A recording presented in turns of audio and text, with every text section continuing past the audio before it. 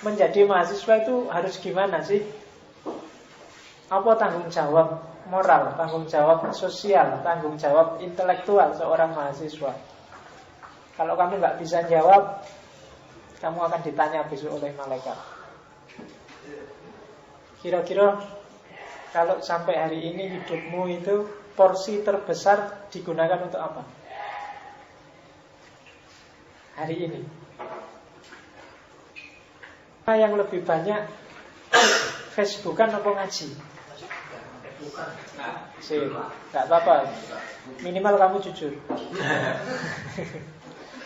Mana yang lebih banyak kamu gunakan nongkrong ngobrol apa belajar? Dalam seminggu berapa buku kamu baca?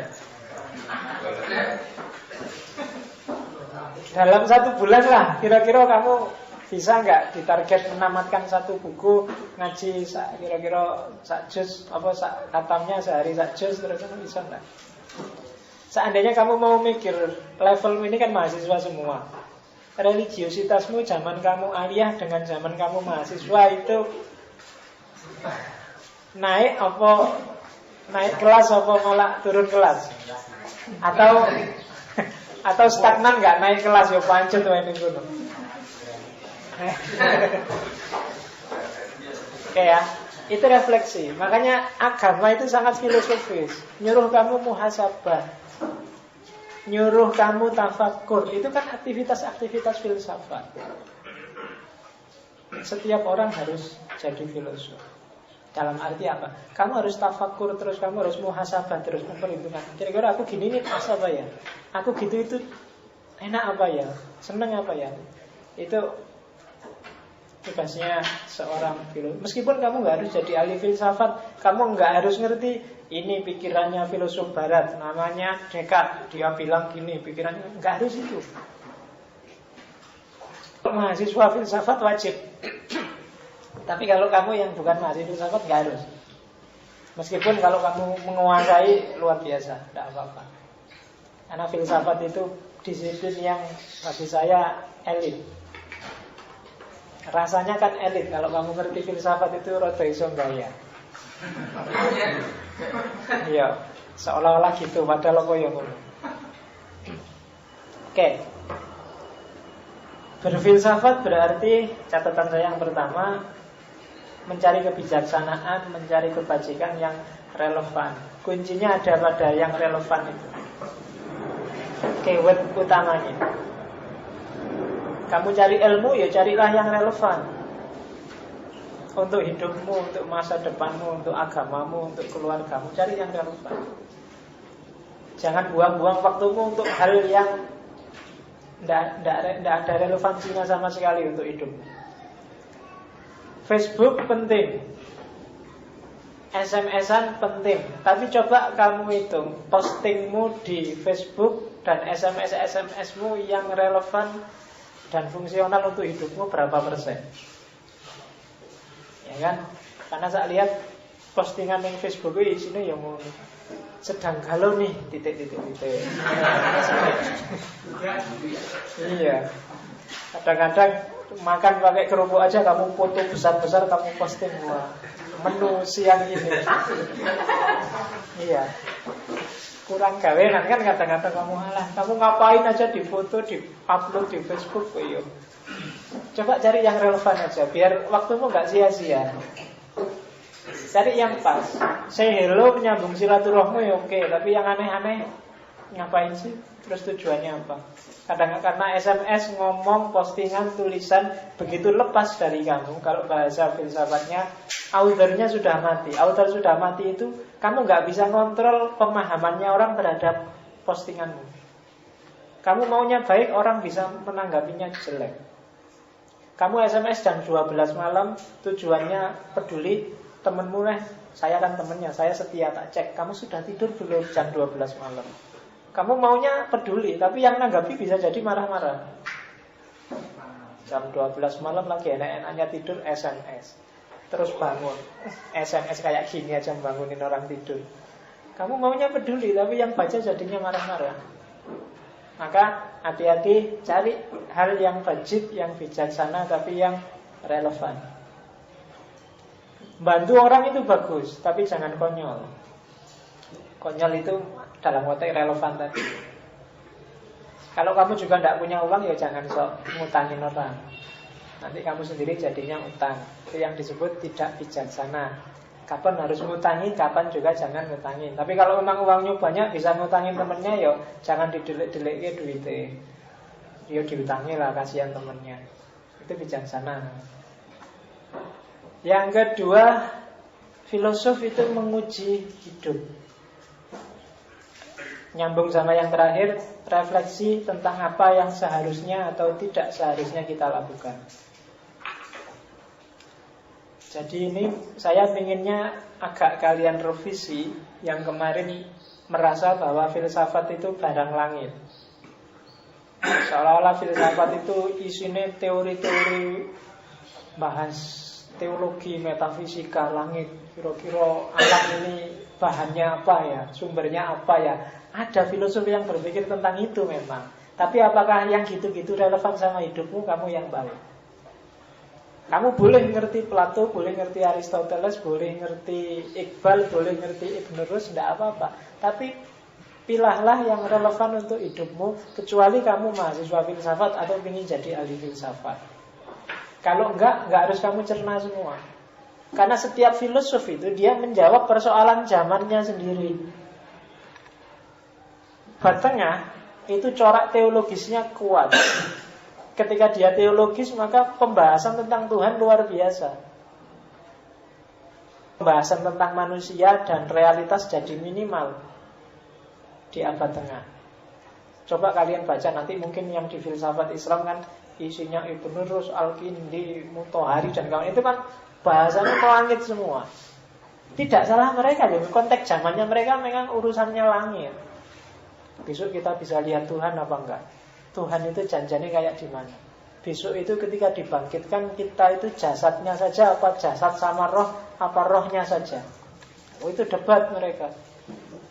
Abad tengah. Ada yang bilang yang dibangkitkan dua-duanya, jasad sama roh. Enggak bisa, jasadnya kan sudah hancur di tanah. Loh enggak, nanti sama Allah dikasih jasad baru loh. Oh enggak adil. Dulu yang berdosa jasad lama kok, sekarang jasad baru yang disiksa. Enggak bisa. Loh enggak adil gimana? Emangnya disiksa itu jasadnya, jasad apa rohnya? Ada yang bilang, ya rohnya loh. Sakit itu kan roh, enggak urusan jasad. Kalau rohmu hilang, jasadmu dipukuli kayak apapun enggak terasa. Oh, itu filsafat klasik abadnya. Allah itu kayak gimana, Tuhan itu kayak gimana. Ibn Rus itu nulis kitab tebel segini, saya lupa judulnya. Hampir setengah bab dari kitab itu membahas tentang kekuasaan Tuhan. Kalian percayalah Tuhan itu maha kuasa, tapi nanti dalam kasus tertentu banyak kontradiksi. Misalnya, bisa enggak Tuhan itu, contoh kasarnya gitu yang dibahas oleh Ibn Rus. Contoh kasarannya agak lucu. Bisa enggak Tuhan menciptakan benang ruwet yang saking ruwetnya Tuhan sendiri enggak bisa ngurai? Oh, itu dibahas oleh Ibn Rus. Kalau kamu kan ngapain bahas gitu-gitu pakai waktu. Tapi dibahas karena memang zamannya kayak gitu. Gitu loh. Membahas pengetahuan eksperiensial untuk Tuhan. Kan banyak pengetahuan yang hanya diketahui orang yang ngalami langsung. Yang enggak ngalami enggak bisa. Misalnya pengetahuan tentang rasa mules kalau pagi. Hanya yang pernah mules yang ngerti. Kamu jelaskan detail pun mules itu, kalau perut rasanya seperti dia, susah. Kamu jelaskan orang tidak akan paham. Yang paham kalau yang sudah merasakan mules. Oh kayak gini yang mules itu paham. Tapi kalau kamu sangkutkan dengan Allah, Allah itu kan alim, dia tahu segala sesuatu. Kalau kamu tanya terus, Allah tahu nggak rasa mules? Kan pengetahuan eksperiensial, pengetahuan yang hanya diketahui kalau dialami langsung. Kalau kamu bilang tahu, berarti Allah kena mules. Kalau kamu bilang nggak tahu, masa Allah nggak tahu? Katanya Allah tahu segalanya. Kontradiksi kayak gitu, tanyakanlah nanti di filsafat Islam. Cuma itu memang zamannya kayak gitu. Kalau kamu hari ini masih membahas itu, ya bingung kamu kan? Ngapain buang-buang waktu bahas itu? Sekarang itu yang dibahas urusan demokrasi, urusan kan gitu kamu, temamu hari ini. Karena memang zamanmu itu. Tidak apa-apa. Maka kamu harus refleksi sendiri. Ahli filsafat yang luar biasa itu kadang-kadang terasa melangit karena dia tidak filosof. Tidak filosof itu dia tidak bisa memproduksi ide sendiri sesuai konteks zamannya. Maka banyak dosen filsafat, orang yang pinter filsafat, kamu memahaminya pontang-panting harus mungkin sambil pening, sambil mengkerut, sambil stres, sambil itu. Karena apa? Pikiran-pikirannya nggak nyambung sama hidupmu. Ide-idenya ide-ide yang nggak relevan sama realitas sekarang. Kamu bahas Plato tentang archi, inti alam, kamu mesti pontang-panting. Apa bisa intinya alam itu apa, kan kamu bingung. Tapi zaman Yunani dibahas inti alam. Ada yang bilang air, ada yang bilang api, ada yang bilang 4 unsur, ada yang bilang macam-macam. Zaman itu. Jadi kalau hari ini kamu bahas itu diketawain orang. Karena zamannya sudah berubah. Oke. Berfilsafat, jelaskan di depan, tak lompat aja. Tugas utamanya filsafat ini sebenarnya. Kalau kamu ingin jadi filosof, lakukan 3 hal ini. Yang pertama, clarifying konsep. Memperjelas konsep. Yang kedua, criticizing, mengkritisi. Yang ketiga, constructing argument, bikin argumen. Karena di depan teman-teman sudah ada minuman, silahkan diminum. Ya, kalau orang Jawa kan harus dimanggake, jangan-jangan nggak diminum karena nggak dimanggake. Oke. Yang pertama, clarifying konsep. Filsafat itu punya tugas memperjelas konsep. Apa harus diperjelas konsep itu? Karena konsep itu jembatannya orang berpikir. Kamu ngomong, kamu berkata, kamu berpikir, itu semua kan pakai konsep-konsep. Orang sering kacau dan rancu pikirannya ketika konsepnya berbeda. Sama-sama ngomong tentang perempuan, mungkin definisimu tentang perempuan dengan saya tentang perempuan beda. Setiap orang punya konotasi beda-beda. Jangan sampai kamu ngomong yang gak ngerti maksudnya yang kamu ngomong, konsep yang kamu omongkan. Biasanya penyakitnya mahasiswa baru, senengannya pakai istilah-istilah jos. Hari ini kita harus merubah paradigma demi eksistensi kita sebagai agent of change yang harus melakukan perubahan secara evolutif demi ngomong apa. Ya kan, kamu ngomongnya bertaburan istilah-istilah. Kalau ditanya satu-satu kamu mesti langsung ampun-ampun. Paradigma itu apa? Agent of change, agent itu apa? Change itu apa? Ya kan, eksistensi itu apa? Evolusi itu apa? Ya, takoknya siji-siji kamu mesti pening. Jangan pakai istilah rumit kalau kamu nggak ingin pening sendiri. Ya kan, clarifying konsep, perjelas dulu konsepnya. Latihan bikin konsep, latihan memperjelas. Karena kamu hidup di dunia yang sudah terberi, kalau bahasanya Heidegger. Dunia yang sudah, kamu itu orang yang terlempar dalam fakta. Kalau bahasa Heidegger, faktisitas. Tiba-tiba aja kamu jadi mahasiswa, iya ya. Terus mahasiswa itu apa ya? Itu kamu terlempar dalam fakta-fakta. Dan itu bikin kamu tidak kritis. Seolah-olah ya dunia ini ya kayak gini nih, nggak ada masalah. Padahal mungkin banyak sekali masalah. Apalagi yang sifatnya konseptual. Maka kalau ingin jadi filosof, latihan bikin definisi, latihan bikin konsep. Dan bab pertama buku logika itu pasti definisi. Karena memang nyawanya di situ. Jangan sampai kamu ngomong nggak ngerti definisi yang kamu omongkan. Nah itu nggak gampang, ada teorinya. Jangan ngawur. Coba latihan. Misalnya definisikanlah yang paling simpel aja. Kursi. Kursi itu apa kalau menurut kamu? tempat untuk duduk apa pasti kursi?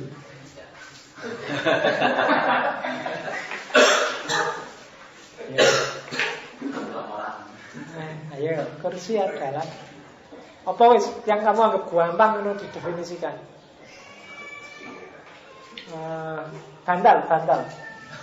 Bantal adalah apa? Alat tidur. Iyalah, alat antara ilmu soal alat tidur. Penting kan, penting kita tahu. Anda penting juga nggak pakai bantal. Bantal adalah sesuatu yang apa?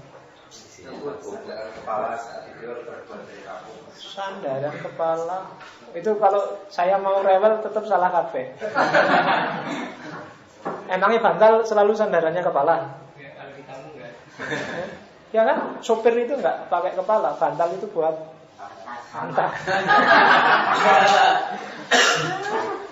Ya kan? Oh, susah. Tidak selalu buat tidur juga, tidak selalu. Nah, kalau mau rewel, makanya biasanya filosofi itu menjengkelkan. Tidak apa-apa. Tapi kamu harus jelas, karena memang misinya adalah memperjelas konsep. Ya kalau konsepnya sudah jelas dia tidak akan rewel. Tapi kalau konsepnya tidak jelas, pasti dia rewel. Apa demokrasi, apa khilafah, apa itu kamu harus jelas dulu. Kamu jangan tawuran dulu sebelum jelas konsepnya. Kamu kan sering cara berpikirnya kan kategoris, tidak kritis. Kategoris itu, oh itu kan miliknya kelompok sana, mesti keliru. Kalau milikku mesti bagus, mesti ngono. Jadi yang semua yang keluar dari sana kamu anggap jelek sebelum kritis. Harus dikritisi dulu, diperjelas dulu konsepnya. Jangan-jangan yang sana pakai bahasa apa, sini pakai bahasa apa, janjane padha wae. Dan kamu tawuran gara-gara itu. Apalagi kalau kamu di level kedua, kritis. Meskipun di Indonesia istilah kritis itu artinya gawat. Karena memang iya. Sekarang dia kecelakaan dan sedang kritis. Padahal kamu sebagai mahasiswa saya tuntut untuk kritis. Itu kan sadis sekali kan dosennya kalau mahasiswanya disuruh kritis itu. Jadi kritis itu meletakkan sesuatu sesuai porsinya, sesuai proporsinya. Itu kritis. Kritis tidak selalu identik dengan anti, tidak selalu identik dengan mencari kesalahan. Kadang-kadang ada sesuatu itu benar dan baik, tapi tidak pas. Kayak tadi loh, kamu punya teman gendut, terus tiap hari kamu panggil, gendut, sini gendut, aku tolong beliin. Benar yang kamu omongkan, tapi tidak pas. Itu perlu kamu kritisi. Kapan harus ngomong A, kapan harus ngomong B. Ini konteksnya ngomong tentang apa. Kalau kamu jawabnya kayak gitu, sudah di luar konteks, itu kritis. Karena banyak orang yang sebenarnya cuma beda sudut pandang terus jadi tawuran. Itu yang kamu harus letakkan secara kritis. C ini warnanya dominan putihnya apa dominan hitamnya? Putihnya. Karena kamu lihatnya dari sana.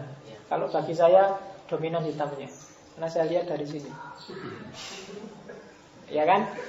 Jadi cuma beda sudut pandang. Kamu lihat dari sana, saya lihat dari sini. Dan sering-sering masalah itu kayak gini dan kita tawuran gara-gara ini. Kamu ngeyel, saya pak lihat dengan mata kepala sendiri, banyak putihnya. Terus aku ngeyel, loh saya juga dengan mata kepala itu sendiri, banyak hitamnya. Tuh.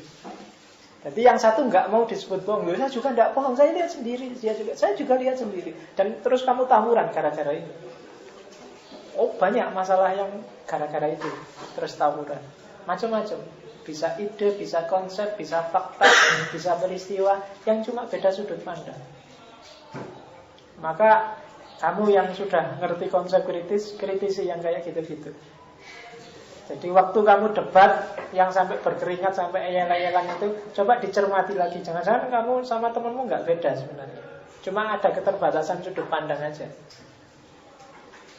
Yo, tapi kan kalau dilihat secara hakikat utuhnya kan bener Pak ini. Iya, tapi jarang orang bisa melihat realitas full depan belakang atas bawah. Kenapa? Karena caramu berpikir, caramu melihat terbatas. Yang ahli fisika ngertinya ya fisika, filsafat tidak ngerti. Yang ahli biologi ngertinya biologi, sosiologi tidak ngerti. Ada sesuatu yang dari sudut sosiologi dia bagus, tapi dari sudut agama dia jelek. Ada sesuatu yang secara biologis kesehatan dia jelek, tapi secara ekonomis dia bagus.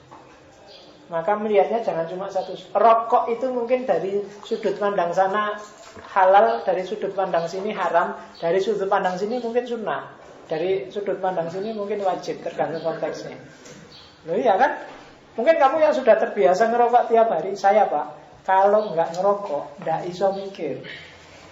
Kalau saya nggak bisa mikir, kuliahku nggak selesai-selesai. Kalau kuliahku tidak selesai-selesai, kasihan orang tua. Maka rokok itu wajib dalam rangka birrul walidain. Iya, golek kan bener lah. Jadi ini harus kayak gitu. Makanya dalam Islam itu kan hukum itu tidak cuma halal haram. Ya orang sekarang aja agak genit. Emangnya hukum itu selalu halal sama haram. Ada makruh, ada mubah, ada sunnah, macam-macam. Mungkin dalam konteks tertentu ini cuma makruh aja, nggak sampai haram. Tapi yang ini sunnah aja, nggak sampai, kan gitu. Cuma kamu sekarang kan bingung isinya, mesti tidak wajib ya haram. Pacaran wajib apa sunnah, apa makruh, apa mubah, kamu mesti pacaran haram. Yang ini halal, yang ini haram, yang itu halal. Itu fikih desa kalau masih itu. Fikih itu kategori judgementnya 5. Ada yang cuma mubah aja, suka-suka kamu. Facebook haram, loh nanti dulu. Emangnya harus sampai haram gitu, ya kan? Jadi konstruksinya juga.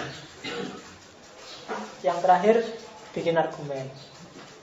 Bikin argumen itu seorang filosof harus secara kontinu bertanya mengapa. Tanya mengapa, hasilnya pasti argumen. Mengapa kamu begini? Mengapa kamu begitu? Mengapa kok kalau orang kota itu cenderung individualis? Mengapa kok orang desa itu lebih mudah diajak gotong royong? Itu mengapa? Itu bikin argumen.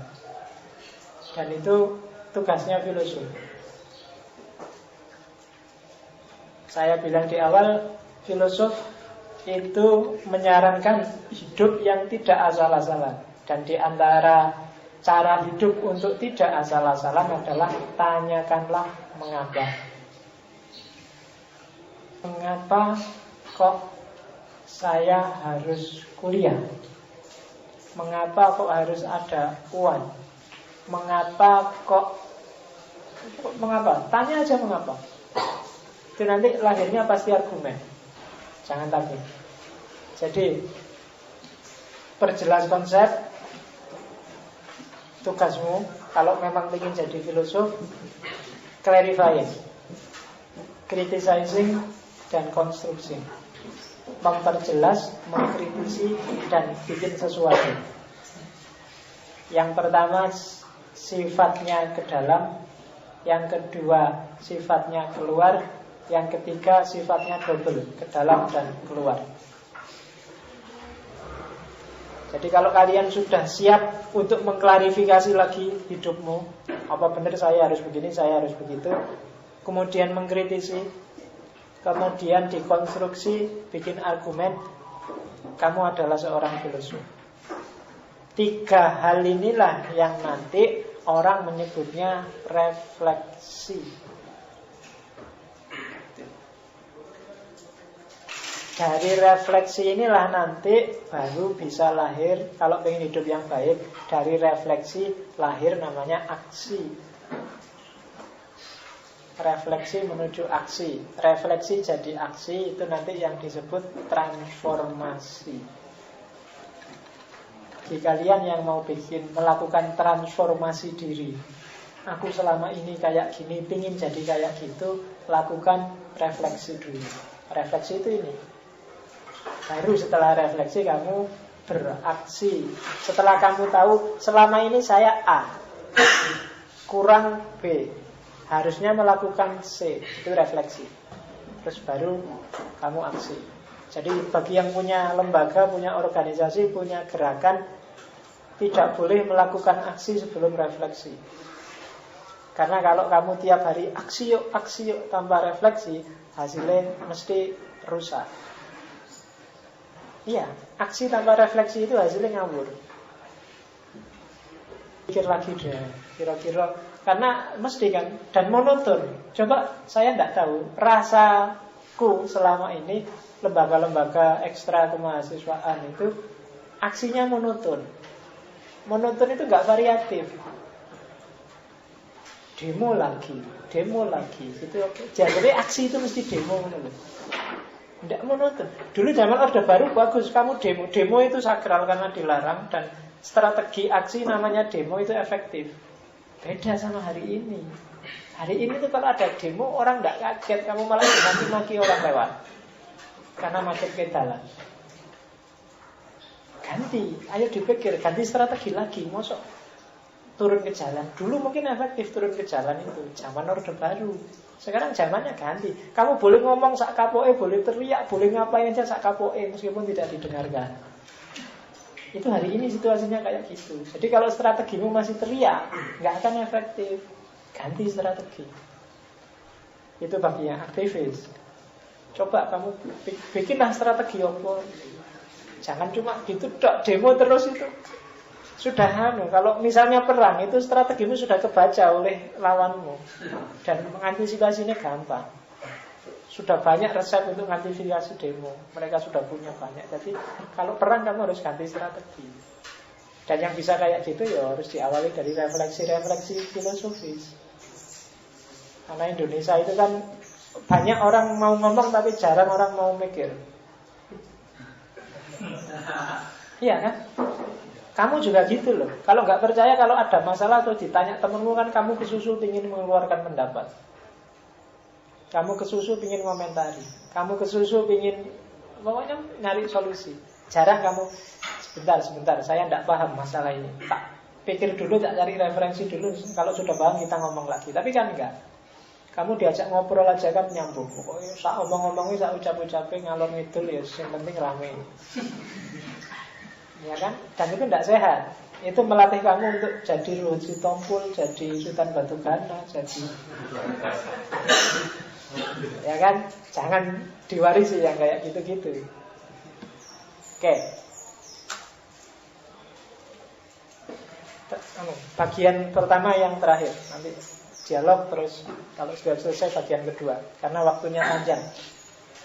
Jadi ciri berpikir filsafat, cirinya bikin argumen, cirinya kritis, cirinya tadi itu ada 1, 2, 3, 4, 5, 6, 7. Kalau kamu ingin berpikir secara filosofis, lakukan 7 hal itu. Yang pertama radikal. Radikal itu mendalam. Yang kedua komprehensif. Komprehensif itu meluas. Kasih gambaran, itu spidolnya bisa dipakai nggak? Bisa ya? Sering orang bingung jadi filsafat itu harus komprehensif. Apa-apa dicakup, tapi dia juga harus radikal. Komprehensif dan radikal ini dalam rangka apa? Mencari hakikat.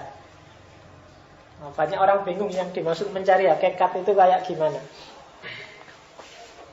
Contohnya gini, komprehensif itu berarti semua variabel yang ada dalam masalahmu harus disebut. Kamu mau bahas tentang masjid, misalnya kamu cari apa sih sebenarnya masjid, hakikatnya masjid itu.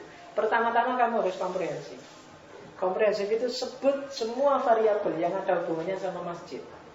Ada bangunannya, ada jamaahnya, ada takmirnya, ada tempat sepeda, ada apa lagi? Sandal, ada apa lagi? Sajadah, ada tabel, ada mikrofon dan seterusnya. Ini kan ya, masih banyak lagi. Ini semua variabel. Semua harus kamu pertimbangkan masuk dalam refleksimu. Itu namanya komprehensif. Jangan sampai ada yang ketinggalan. Semakin banyak variabelnya, semakin lengkap pemikiran itu semakin valid. Tapi terus